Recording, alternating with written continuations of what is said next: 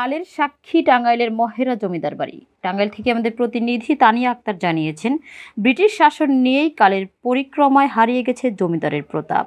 ইতিহাসের সাক্ষী হয়ে শুধু রয়ে গেছে তাদের স্মৃতি বিজড়িত কীর্তি। তেমনই একটি দৃষ্টিনন্দন স্থাপত্য শৈলী টাঙ্গাইলের মির্জাপুরের মহেরা জমিদার বাড়ি। জমিদারি প্রথা বিলুপ্ত হলেও যুগের পর যুগ ঠাঁই দাঁড়িয়ে আছে প্রাচীন সভ্যতার এই অন্যান্য নিদর্শন। রাজধানীর নিকটবর্তী টাঙ্গাইল জেলা সদর থেকে প্রায় 18 মাইল পূর্ব দক্ষিণ দিকে এবং মির্জাপুর উপজেলা সদর থেকে মাত্র 10 কিলোমিটার দূরে প্রায় 8 একর সুবিশাল জায়গায় এই মহেরা জমিদার বাড়ির বিস্তৃতি।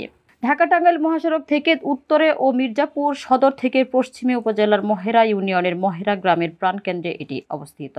জানা গেছে 1890 দশকের পূর্বে স্পেনের কর্ডোবা নগরীর আদলে এই জমিদার বাড়িটি প্রতিষ্ঠিত হয়েছিল।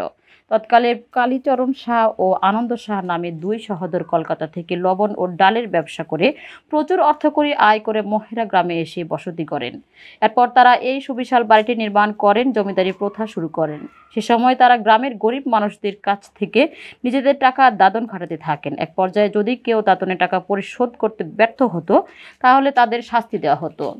এমনকি পাওনাদারদের কাছ থেকে তাদের সম্পদ ও জমিজমা নিলামে নিয়ে নিত তারা। পরবর্তীতে 19 শতকের দিকে ব্রিটিশ শাসনামলে জমিদারি প্রথা শুরু হলে কালীচরণ ও আনন্দ শাহ পুত্ররা করটিয়ার 24 পরগনার জমিদারদের কাছ থেকে একটি অংশ প্রচুর অর্থ দিয়ে ক্রয় করেন।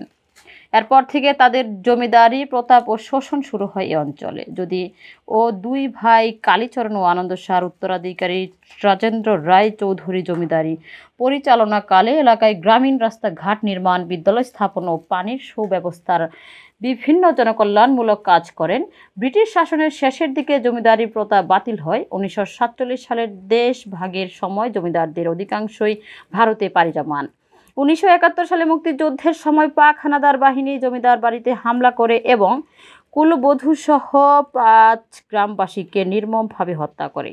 বাকিদের মধ্যে যারা বেঁচে ছিল তারা লোহজং নদী দিয়ে নৌপথে দেশ ত্যাগ করেন। এরপর এখানে যখন মুক্তিবাহিনীর ঘাঁটি স্থাপন করা হয়েছিল, স্বাধীনতা পরবর্তীকালে তৎকালীন রাষ্ট্রপতি শেখ মুজিবুর রহমান এবং এই জমিদার বাড়িকে পুলিশ ট্রেনিং স্কুলে রূপান্তরের উদ্যোগ গ্রহণ করেন।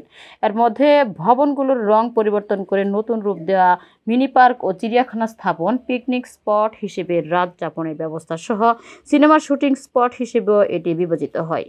ঢাকা থেকে মাত্র 1.5 ঘন্টার দূরত্বে 80 টাকা প্রবেশ মূল্যে যে কেউ চাইলে এসে ঘুরে যেতে পারেন দেশের সবচেয়ে দৃষ্টিনন্দন এই মহেরা জমিদার বাড়ি।